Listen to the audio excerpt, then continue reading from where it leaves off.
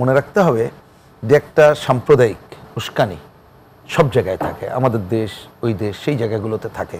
সুতরাং এইগুলোর মধ্য দিয়ে কিন্তু ঘটনা ঘটে, আর এইটা ঘটে একটা রাষ্ট্র এবং সেখানে কোন সরকার তার পাহারা দিচ্ছে।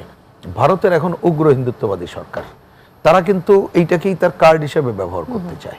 এটা মনে রাখতে আজকের যে আহ্বানটা ছিল, আমি একটু প্রথমেই কথা শুরুতেই আমি বিশেষ করে এটা তো মহান মুক্তিযুদ্ধের বিজয়ের মাস, আমি বীর শহীদদের শ্রদ্ধা জানাই। একই সাথে আমাদের বাংলাদেশকে অগ্রসর করে নেওয়ার জন্য এ পর্যন্ত মুক্তির সংগ্রামে যারা জীবনদান করেছে, বিশেষ করে এবারও জুলাই আগস্টে, তাদের সবার স্মৃতির প্রতি গভীর শ্রদ্ধা নিবেদন করছি। দেখুন, এই মুক্তিযুদ্ধের বিজয়ের মাসেই আমাদের জাতীয় পতাকাকে অবমান করা হলো এবং ভারতের একটা উপহাই কমিশনে আগরতলায় ভাঙচুর করা হলো, যেটা একটা রাষ্ট্রের দায়িত্বে 100% নিরাপত্তা বিধান করা। এটি তো একেবারেই কাঙ্ক্ষিত না।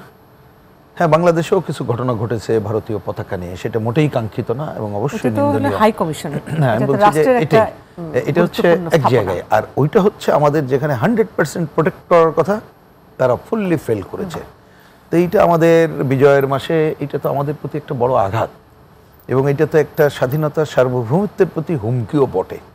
তো সেই রকম একটা পরিস্থিতিতে আমরা একটা গণ অভ্যুত্থান উত্তর বাংলাদেশে বাস করছি এবং এখনও অনেক কিছু হয়তো গুছিয়ে নিতে পারিনি, কিন্তু সবচেয়ে গোছানো দরকার যেটা আমাদের ঐক্যবদ্ধতা। তা আজকে অন্তত পক্ষে যে একসাথে বসা গেল, এটি একটা বড় অর্জন বলে আমরা মনে করি এবং সেখানে যে ধরনের কথাবার্তা এসেছে তাতে সাধারণভাবে ঐক্যের সুরটাই প্রধান। কিছু ডিফারেন্স তো থাকবেই, কারণ এত মত পথের পার্থক্য নিয়ে একসাথে বসা, সেটি একটি আমি অর্জন হিসাবে আমরা লক্ষ্য করি। আমরা আমাদের দিক থেকে, এটা তো বাম গণতান্ত্রিক জোটগতভাবে এখানে অংশ নেওয়ার পরে আমাদের দিক থেকে এটা পরিষ্কার ভাষায় আমরা যে ঘটনাগুলো ঘটেছে তার নিন্দা যেমন তো করেছি, ওটা তো আর নতুন করে বলার অপেক্ষা না, কিন্তু আমরা বলেছি যে এটা মনে রাখা দরকার, এ ধরনের ঘটনার ক্ষেত্রে যে ঘটনাগুলো ঘটে, প্রথম একটা সুযোগ সন্ধানী গ্রুপ থাকে, দ্বিতীয়ত হচ্ছে যে একটা পতিত স্বৈরাচার তারা আছে, তারা নানাভাবে সংকট তৈরি করার জায়গা থাকে, তৃতীয়ত মনে রাখতে হবে যে একটা সাম্প্রদায়িক উস্কানি সব জায়গায় থাকে, আমাদের দেশ ওই দেশ সেই জায়গাগুলোতে থাকে। সুতরাং এইগুলোর মধ্য দিয়ে কিন্তু ঘটনা ঘটে, আর এইটা ঘটে একটা রাষ্ট্র এবং সেখানে কোন সরকার তার পাহারা দিচ্ছে। ভারতের এখন উগ্র হিন্দুত্ববাদী সরকার, তারা কিন্তু এইটাকেই তার কার্ড হিসেবে ব্যবহার করতে চায়। এটা মনে রাখতে হবে। আমাদের দেশেও একসময় এ ধরনের অপশক্তি অবশ্যই দেখবেন যে তাদের সামনে ভূমিকা ছিল, এখনও নাই তা বলবো না, কিন্তু অন্ততপক্ষে গণ অভ্যুত্থান উত্তর এইবারের পরিস্থিতিতে আমরা দেখছি তুলনামূলকভাবে, আমি যতটুকু দেখতে পাচ্ছি তাতে সহনশীল আচরণ তাদের দেখতে পাচ্ছি। আমরা এই কথাগুলো বলার মধ্য দিয়ে বলেছি যে আমাদেরকে আসলে এটাকে মোকাবেলা করতে হবে এই উগ্র সাম্প্রদায়িক শক্তিকে অসাম্প্রদায়িকতা দিয়ে, এটা আমরা একটা বলেছি।